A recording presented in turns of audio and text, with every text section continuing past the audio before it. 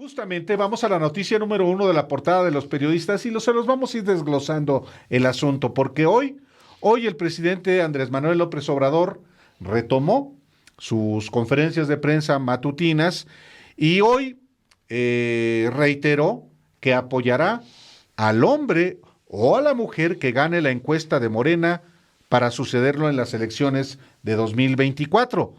También sostuvo que solo apoyará al candidato de Morena con su voto. El presidente de México criticó que en la época del PRI los presidentes elegían a su sucesor por dedazo y aseguró que en su gobierno no hay nada de tapados. Por ello defendió la encuesta como un instrumento democrático que todos los partidos deberían usar. Bueno, de hecho lo usan. Esto fue lo que dijo hoy el presidente por la mañana. Yo voy a apoyar al hombre, a la mujer que gane la encuesta.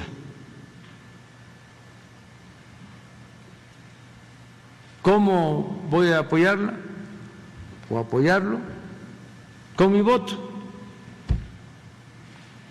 Pero es el que gane la encuesta. Porque eso nos quita mucho problema y a mí también. Claro. Sí. Nada de tapados. ¿Se acuerdan cómo era antes, no? Que el presidente era el que nombraba al candidato, con una simulación. Hablaba en ese entonces a don Fidel o al líder de la CNC, pero por lo general era don Fidel. Y ya se pronunciaba. La CTM, decía don Fidel, que hablaba muy despacio. Considera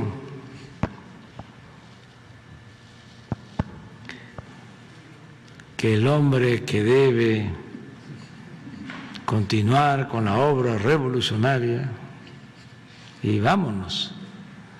Y luego el de la CNC, inmediatamente. Los campesinos consideramos lo mejor. No eran ni tan campesinos los dirigentes, pero así era antes. Y luego la CNOP, igual. Y luego la cargada.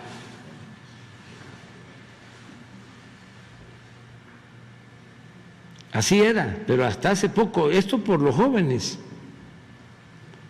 Y ya las elecciones eran un mero requisito. Ya el que salía así de candidato, ya, en automático, era presidente. Porque sí habían elecciones y a veces candidatos, no todos, pero sí algunos paleros. Sí, es una reiteración del presidente López Obrador sobre a quién va a respaldar. Ahora, yo sí creo, Alejandro, porque además es evidente, lo del tapadismo es un asunto del pasado. Yo creo que es sano que cada persona que crea tener posibilidades o deseos y ambición legítima de aspirar a un puesto, así sea la candidatura presidencial, pues lo haga de manera abierta. Por supuesto, quienes están en posiciones del servicio público, en primer lugar, tienen que estar en esa responsabilidad. Y bueno, en la medida en la que tengan un buen desempeño en sus responsabilidades, en este caso tratándose de Claudia Sheinbaum como jefa de gobierno, que llegó a ese cargo por la vía del voto popular, o se trate del canciller que fue designado para el cargo que desempeña, pues está correcto que tengan esa ambición en función de su desempeño. Seguramente van a atraer adeptos. Hasta el caso de Ricardo Monreal, que él llega como senador por la vía plurinominal, no con el voto directo, hasta él, y digo hasta él porque es un hombre que también, por supuesto, que ha manifestado su deseo de ser el candidato presidencial, de ser presidente de México. Está correcto. Digo hasta él porque pienso que le falta más empaque, más consistencia, pero es una opinión personal que puede ser perfectamente errada y seguramente podría haber mucha gente que piensa muy distinto a mí y que considera que tiene los merecimientos, la trayectoria, las capacidades para ser no solamente candidato, sino presidente de México. Él mismo dice que se ha preparado y está correcto. Y es mejor tener, por supuesto, un elenco amplio de prospectos, Alejandro, a tener prospectos muy, muy apenitas. No me gusta la expresión caballada flaca, porque una vez más alude a un vocabulario que, desde mi punto de vista, debe irse erradicando de la conversación pública. El tapadismo, el dedazo, la caballada gorda o flaca, la cargada, estas expresiones que hoy utilizó y rememoró el presidente López Obrador, hasta cómo se manifestaban los sectores en el PRI, y él militó del PRI, él sabe cómo se manejaban las cosas en el PRI. Entonces, y sin embargo yo creo que ya es un vocabulario que corresponde a otra etapa de la historia de México, que aunque haya tentaciones de seguir reproduciendo esas prácticas, ya no se reproducen de manera idéntica, porque el régimen político en México es absolutamente diferente. Pero es un lenguaje muy interesante, sí, Álvaro. Pero sí, de uso, lo entiendo, no aplica, pero es un lenguaje muy, muy interesante, porque retrata una época. El tapadismo en sí mismo, ¿sí? Que es toda la liturgia utilizada por el priismo durante muchas décadas para decidir a su candidato presidencial, que era casi decidir a su próximo presidente. Entonces, era un mecanismo que al final estaba tan bien equilibrado que mantenía boba a la población y ajena a todo el proyecto de elección, o sea, de la sucesión, la mantenía a la gente fuera y luego iba acercando, dejándolo nada más para ciertas élites. Hay un par de libros de Luis Espota muy interesantes sobre ese momento, donde él juega, ¿no?, al interior del tapadismo, donde el tema del dedazo, el tema del destape, del destapado. Y de la cargada. De la cargada, que la cargada, para los que son más jóvenes, pues era ya ese momento, la última parte del proceso de selección del candidato, y entonces ya con el candidato, el nombre del candidato, porque la podías regar, Álvaro. Si tú te movías o empezaba la cargada antes de tiempo y no era ese, por eso el tapadismo, porque entonces te podías echar encima al siguiente. O sea, porque si te equivocabas y te acelerabas, eso ocurrió en una sucesión en 1988, cuando Alfredo del Mazo. Es correcto. Alfredo del Mazo es destapado, ahí sí. Sí, como una especie de madruguete. Por supuesto. Porque Miguel de la Madrid estaba muy debilitado, Álvaro. Sí, y sin embargo, todo apuntaba a Carlos Salinas, porque era el todopoderoso en materia económica. El otro todopoderoso era Miguel de la Madrid, Manuel Bartlett Díaz, pero Salinas traía, digamos que, el control, porque tuvo el control de los dineros mucho tiempo. Pero entonces se da un fallido destape de Alfredo del Mazo. Uno de que los destapa es Sergio García Ramírez, un personaje que, por cierto, fue consejero del Instituto Federal Electoral. Imagínate. Bueno, el caso es que había, sin embargo, una cierta disciplina, sin embargo, que esa fue, que ya estaba hecha a pedazos por la corriente democrática encabezada por Cuauhtémoc Cárdenas y Porfirio Muñoz Ledo, Ifigenia Martínez, Gilberto Guevara Niebla, entre otros personajes. Se había hecho trizas de alguna manera ya, desde que en 1987 se forma antes la corriente democrática y en una manera de insubordinarse, fue vista como insubordinación, inclusive el presidente de entonces echa de la Asamblea Nacional del PRI a estos dirigentes por no tener carácter de delegados. Entonces, ya estaba encaminado todo para que fuera Carlos Salinas. Pero hasta ahí, Alejandro, porque ya en la siguiente sucesión, en el 94, ya hubo, primero, lamentablemente, el asesinato de uno de su candidato presidencial, todavía por dedazo, de Carlos Salinas. Claro, hubo un segundo dedazo a Ernesto Zedillo. Pero ya para el 99, ya tuvo que haber una elección interna. Es que no tenían quién, Álvaro. También. No, por eso, pero estaba también... Y la presión era muy fuerte. Y no se diga en el 2006, Alejandro. Sí. En el 2012 se trepó Enrique Peña Nieto. Sí. Pero igual ya pero en el 2006 hubo una disputa. Claro. Una disputa y traiciones, muchas traiciones. Muchas traiciones, pero ya... Para empezar, el Baester Gordillo, ¿no? Pero tú lo has dicho en otro momento, Alejandro, y conviene recordarlo. ¿Desde cuándo un presidente ya no deja a su sucesor? Así es. Ya. Desde Zedillo. No, antes. No, desde Zedillo, porque todavía Salinas deja a Zedillo y Zedillo gana.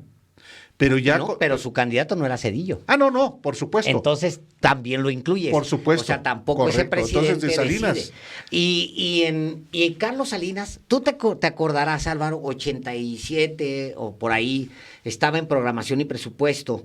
Era un hombre muy dinámico, muy joven, muy chispa, pero no tenía carisma. No. Pues en lo absoluto. Sí, claro. Yo me acuerdo que les gustaba mucho a los caricaturistas porque pues era como un ratoncito, ¿no? Era orejón y pelón y chaparrito, y era un ratón que les gustaba mucho a los caricaturistas. Les hubiera encantado si hubiera libertad como ahora, porque se puede dibujar a quien sea. O sea, yo no he visto al presidente meter la mano, no, hombre, sensibles. Calderón metía la mano en los cartones, Álvaro. Se quejaba Calderón de los cartones. Yo tengo al menos dos momentos que recuerdo muy claramente, involucra más personas que no puedo yo decirlos, pero de presidencia así de que, óigale ese cartón. Yo no creo que el presidente haya dicho una sola cosa con respecto a un solo cartón, a un solo cartonista al medio. Públicamente, claro. Esa es la gran diferencia, que públicamente pues agarre y no le gusta un cartón de Camacho o de Calderón. Primo de Felipe Calderón. Bueno, no son primos, pero son idénticos en lo que piensan y hacen. Bueno, pero tú recordarás, regresándome a ese momento, era como un ratoncillo, gustaba pues para dibujarlo, porque los cartonistas, fíjense, es un ejercicio periodístico tan interesante. Para mi gusto, es una de las más grandes herramientas del periodismo. Sí se cuida,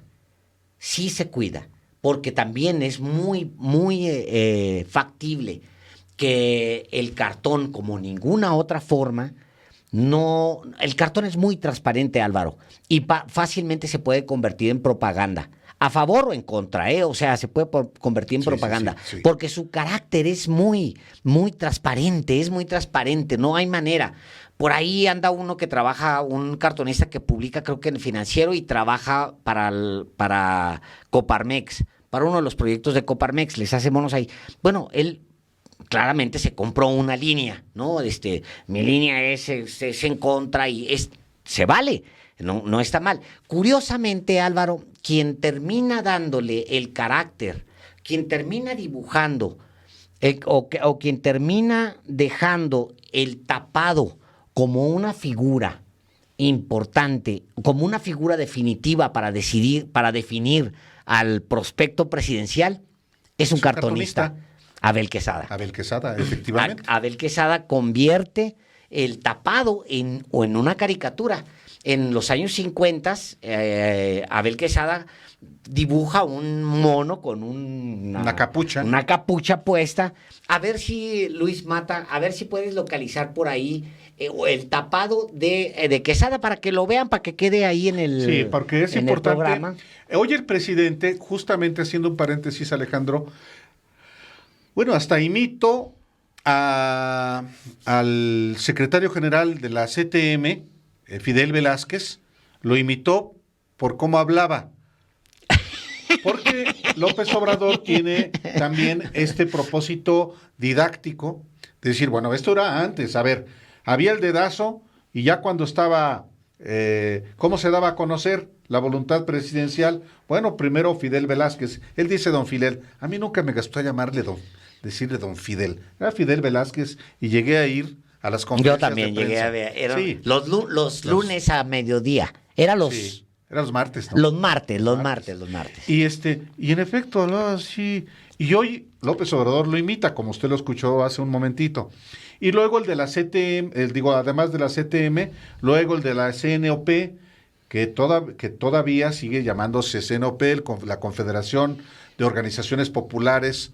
Organización Nacional de Organizaciones Populares, exacto. Claro.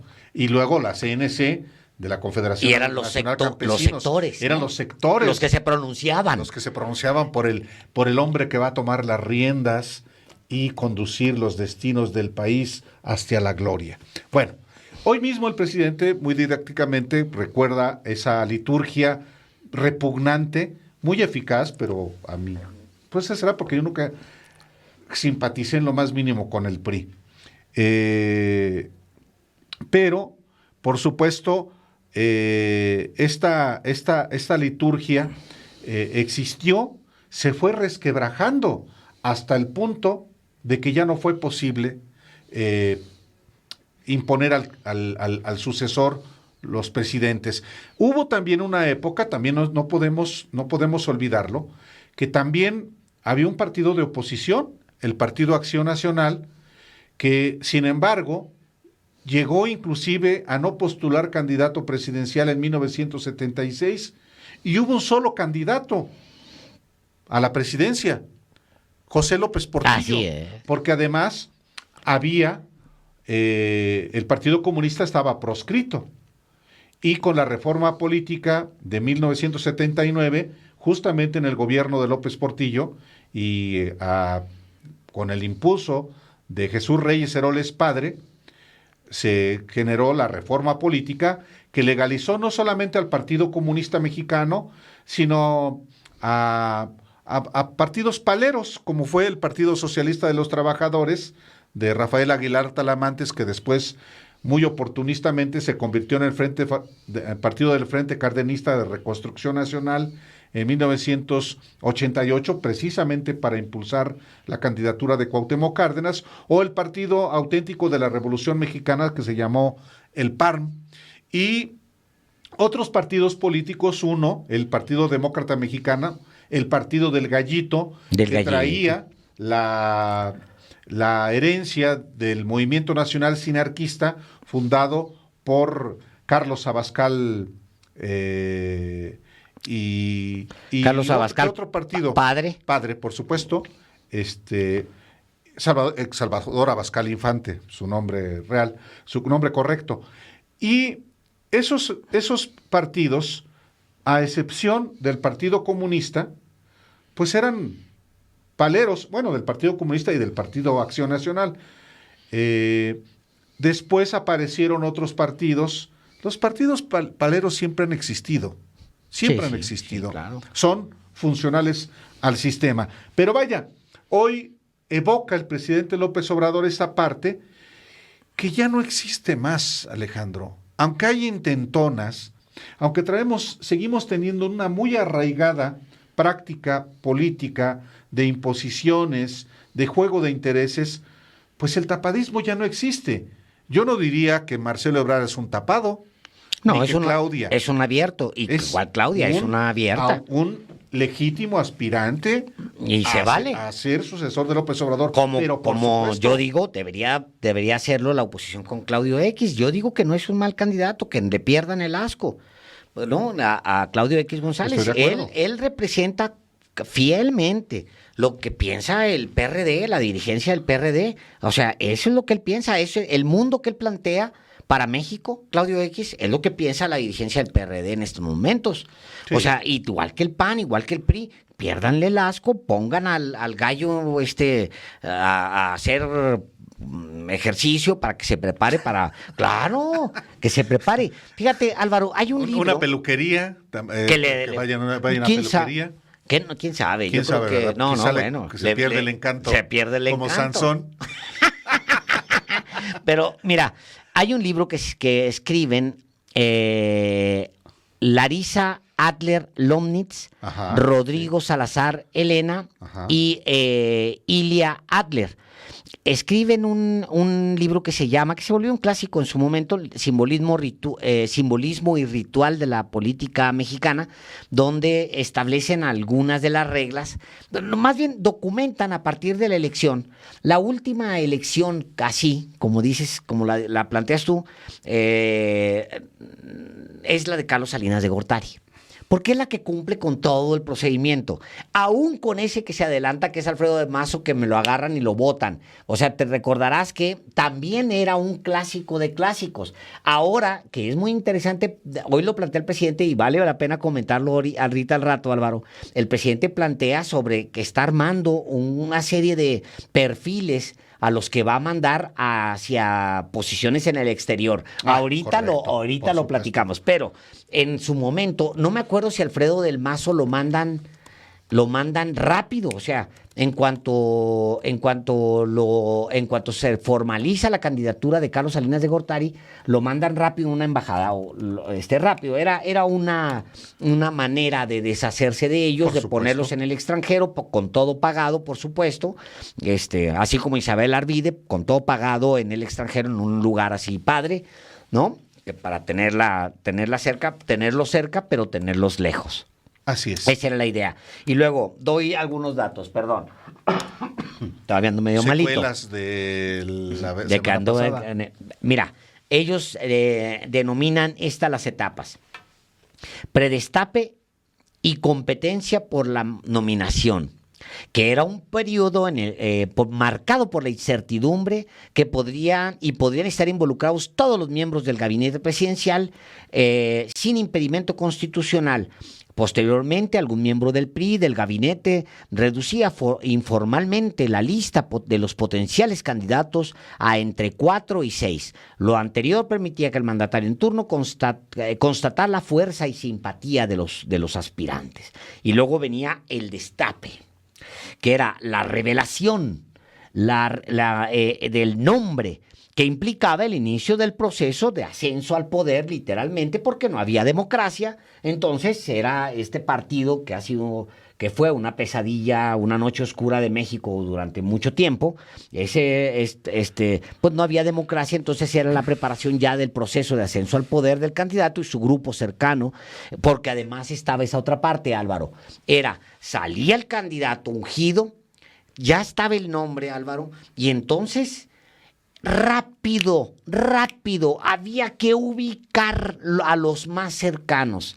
Muchos de ellos no se habían decantado por su candidato. Obvio, al día siguiente aparecían los que no se habían decantado por ese candidato diciendo, bueno, sí, hemos estado preparando esta campaña, el ciudadano Álvaro Delgado es el ideal, porque los ideales de la Revolución Mexicana los representa, es la encarnación de los ideales de la Revolución Mexicana. Y luego seguía, bueno, el destape, junto con el destape del candidato venía el destape también de todo su grupo cercano. Y rápido, Álvaro, los periódicos aparecían en ese día o al siguiente día. Primero, algo que ya no ha sucedido, primero, porque ya no tienen esa fuerza y porque ya no vale la pena. Primero recordarás los vespertinos. En el momento en el que había candidato, los periódicos vespertinos de todo el país salían a eso, de preferencia era temprano este procedimiento, salían con una edición especial. Había ocasiones en que era un poco más tarde y ya salía la edición adelantada del periódico, pero la edición vespertina de la prensa, del gráfico, de tal, Carlos Salinas, ¿no? Así grandotote o lo que fuera, era parte pues del tapadismo, los medios daban a conocer y días posteriores o si de preferencia los periódicos más hábiles lo publicaban inmediatamente el día siguiente y eran Carlos Salinas y todo su equipo alrededor, o sea, los hombres más cercanos y con este siempre se sentaba a tomar café y este otro y luego allá adentro pues obviamente ese grupo cercano hablaba con los directivos de los periódicos, Álvaro, antes de la salida de ese que era el cuadro de honor.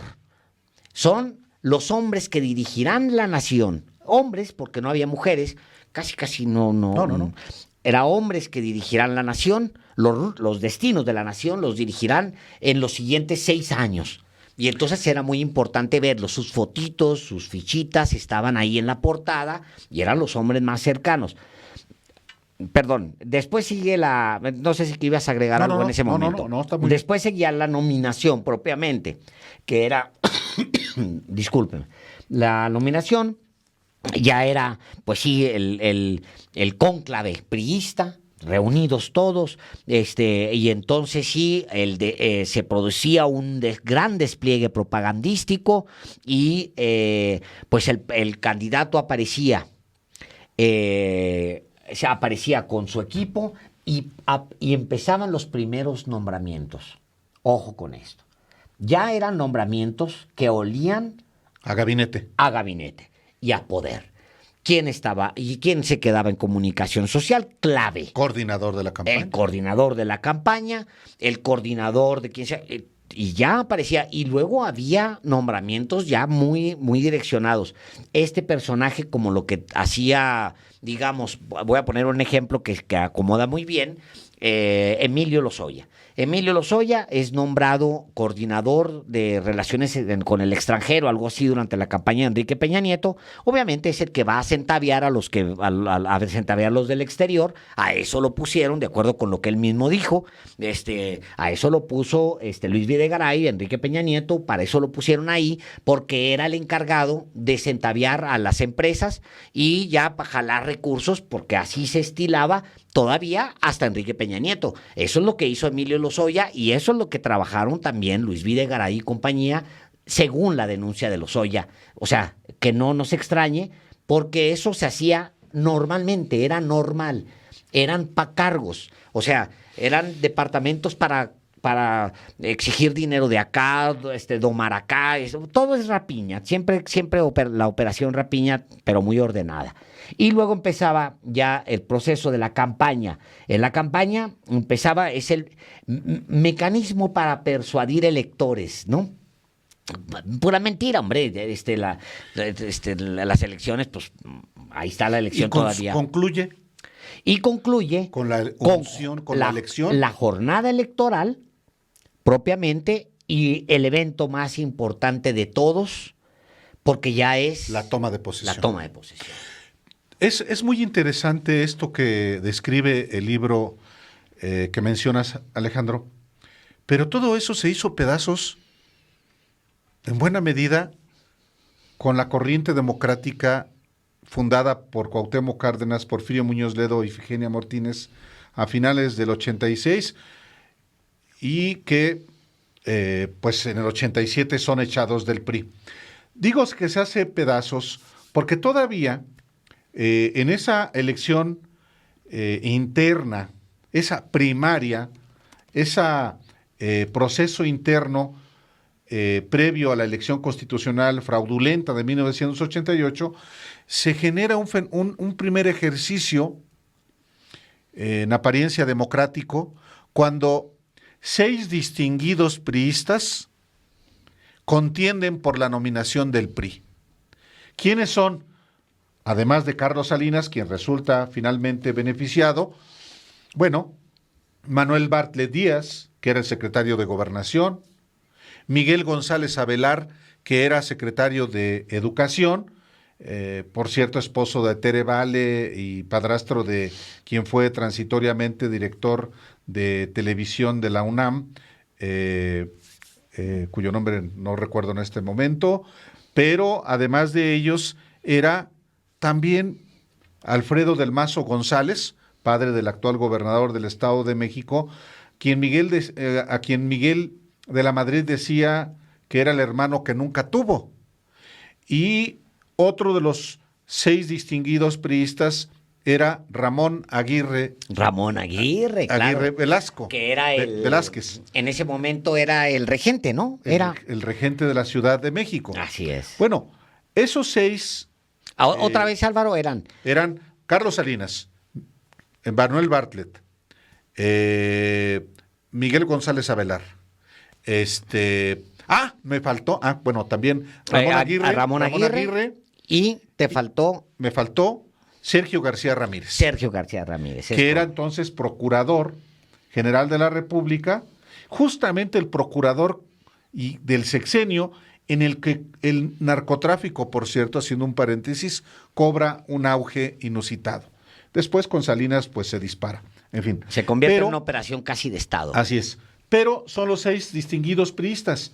Antes de eso, en el 82, sin problema, fue la imposición de Miguel de la Madrid, si bien hubo un berrinche de quien era García, el que llegó a ser jefe de la policía de la Ciudad de México, padre del actual jefe de la policía de la Ciudad de México, sí, García Paniagua.